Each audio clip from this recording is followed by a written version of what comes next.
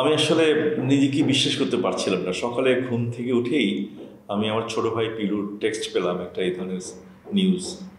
আমার মানে এটা বিশ্বাস হচ্ছিল না, এই ধরনের কিছু নিউজ, এই ধরনের নিউজ আমি শুনবো। তারপরে আরও কয়েক জায়গায় খবর নিলাম, আসলে দেখলাম আসলে খবরটা সত্যি। আমি কি বলবো, আমার ভাষা হারিয়ে ফেলেছি, কারণ আমরা এত ক্লোজ, আমরা কাজ করতাম, স্টেজ শেয়ার করতাম, গান গাইতাম, রেকর্ডিং করতাম এবং বিভিন্ন সময় আমরা আড্ডা দিতাম। কাজে এই স্মৃতিগুলো আমার কাছে খুবই মানে আমি চিন্তা করতে পারছি না আসলে, এগুলো এত খারাপ লাগছে। ইউএসএ যাওয়ার আগে জুনের শেষের দিকে কথা হচ্ছিল, টেলিফোনে কথা হচ্ছিল, আমার সাথে তখন দেখা হয়নি, এমনি জাস্ট হাই হ্যালো, কেমন আছে, কেমন চলছে, এরকম।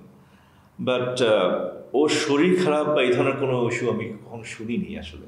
নগদের কাছে সব গ্রাহকই প্রিয়, তাই তো সারা দেশে ক্যাশ আউট চার্জ সবচেয়ে কম। আমি বলবো শাফিনের আসলে ব্যক্তি হিসেবে খুবই একদম ভালো মানুষ ছিলেন, কারণ ওর কতগুলি গুণ ছিল। কারণ মানুষের সবার সাথে সে মিশতে পারতো, মিশার চেষ্টা করতো, মিউজিশিয়ানদেরকে খুব ছোট বড় যাই হোক না কেন সবার সাথে কথা বলতো, শেয়ার করতো অনেক কিছু।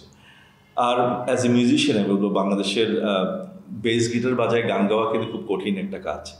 সো সেই বেস গিটার বাজায় গান করতো এবং তার শোম্যানশিপ অসাধারণ ছিল, স্টেজ পারফরমেন্স অসাধারণ ছিল। সে নিজে গান গাইতো, গান সুর করতো, গিটার বাজাতো। সো সব কিছু মিলিয়ে কমপ্লিট একদম মিউজিশিয়ান। কারণ মিউজিক্যাল ম্যাচিউরিটি একটা ব্যাপার আছে, মিউজিশিয়ানদের মধ্যে ম্যাচিউরিটি একটা ব্যাপার আছে। সো ম্যাচিউর মিউজিশিয়ান হওয়া কিন্তু এত সোজা ব্যাপার না। তো সেটাই ও ছিল। বাংলাদেশে যে কয়েকজন আছে তার মধ্যে হি ওয়াজ ওয়ান অফ দ্যাট। এবং আমি সত্যি ওর খুব মিস করি, কারণ মাইলসের অনেক জনপ্রিয় গান, যেমন প্রথমে প্রেমের মতো, তারপর চাঁদ তারা, এগুলো সব ওর গাওয়া এবং স্টেজ পারফরমেন্স অসাধারণ ছিল।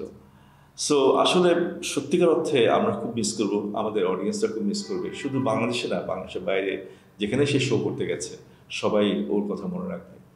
তো আমরা তার আত্মার শান্তি কামনা করছি, তার আত্মার মাগফিরাত কামনা করছি।